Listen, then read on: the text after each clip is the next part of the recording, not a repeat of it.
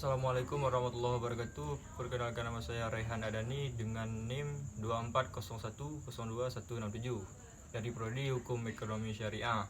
Jadi di video kali ini saya akan memaparkan istilah dalam fikih dan usul fikih secara ringkas dari secara bahasa dan istilah. Jadi yang pertama itu ada syar'i, yang dimana secara bahasa itu syar'i itu adalah yang bersumber dari syara atau agama. Kemudian secara istilahnya itu adalah segala hal yang berasal dari dalil-dalil syara, baik dari Al-Quran dan Sunnah. Kemudian yang kedua ada fikih. Fikih secara istilah, secara bahasa, yaitu adalah pemahaman yang mendalam. Sedangkan secara istilah itu adalah ilmu tentang hukum syariat yang bersifat amaliyah dan berdasarkan dalil-dalil yang terperinci. Dan yang ketiga itu adalah usul fikih. Secara bahasa itu usul fikih itu adalah dasar-dasar hukum, yang dimana kemudian yang secara istilahnya itu adalah ilmu tentang kaidah-kaidah untuk menggali hukum dari dalil-dalil yang terperinci. Kemudian yang keempat ada dalil. Dalil itu adalah secara bahasa itu adalah petunjuk. Kemudian secara istilahnya itu adalah sesuatu yang menunjukkan kepada hukum syara. Kemudian yang kelima itu ada hukum syara, yang dimana secara bahasa ini adalah ketetapan. Kemudian yang secara istilahnya itu yaitu titah Allah yang berkaitan dengan perbuatan mukallaf. Kemudian yang keenam itu ada ijtihad, yang mana ijtihad ini secara bahasanya itu adalah pengerahan seluruh kemampuan.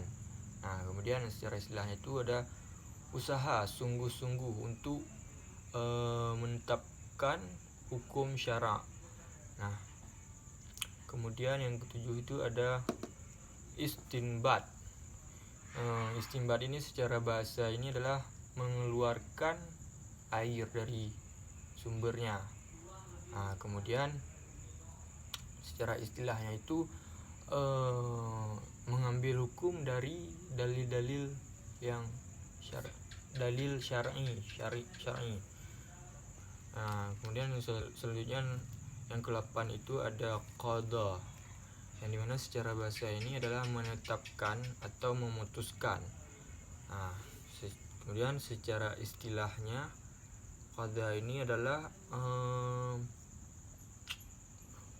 putusan hakim dalam perkara hukum syara.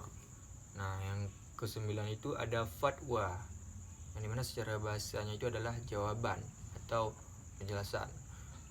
Dan secara istilahnya itu adalah penjelasan hukum syara dari seorang mufti tanpa kekuasaan hukum. Kemudian selanjutnya itu ada mazhab. Mazhab itu artinya pendapat atau ajaran hukum yang diikuti dari seorang imam mujtahid. Kemudian taklid itu adalah mengikuti pendapat ulama tanpa mengetahui dalilnya. Kemudian ada orang yang kemudian ada Al-Quran. Al-Quran artinya itu adalah firman Allah yang diturunkan langsung kepada Rasulullah SAW sebagai mukjizat atau petunjuk bagi umat Islam. Kemudian ada sunnah. Sunnah itu adalah segala ucapan atau perbuatan dan ketetapan yang bersumbernya langsung dari Nabi Muhammad SAW. Kemudian ada ijma'. Ijma' ini adalah kesepakatan para ulama mujtahid tentang suatu hukum syariat, yang dimana hukum syariat ini terjadi setelah masa Rasulullah SAW. Kemudian itu ada qiyas. Qiyas itu adalah menyamakan suatu hukum atau suatu perkara yang dengan perkara yang lainnya, karena memiliki ilat atau alasan yang sama itu. Nah, kemudian ada sahabat. Nah, sahabat inilah orang-orang yang bertemu langsung dengan Nabi Muhammad dalam keadaan beriman dan baik yang dalam keadaan beriman maupun juga dalam keadaan beriman dan meninggal dalam Islam. Kemudian ada tabi'in. Tabi'in ini adalah orang yang bertemu sahabat-sahabatnya Nabi dan mengikuti mereka dalam keimanannya. Nah, yang terakhir itu ada tabi' dan tabi'in. Jadi tabi' dan tabi'in ini adalah generasi setelah tabi'in yang tadi, yang dimana mengikuti mereka dalam keimanan, baik dari keimanan ataupun dari ilmu-ilmunya. Nah, mungkin cukup sekian pemaparan dari saya. Lebih dan kurang saya mohon maaf. Wabillahi taufiq wal hidayah. Assalamualaikum warahmatullahi wabarakatuh.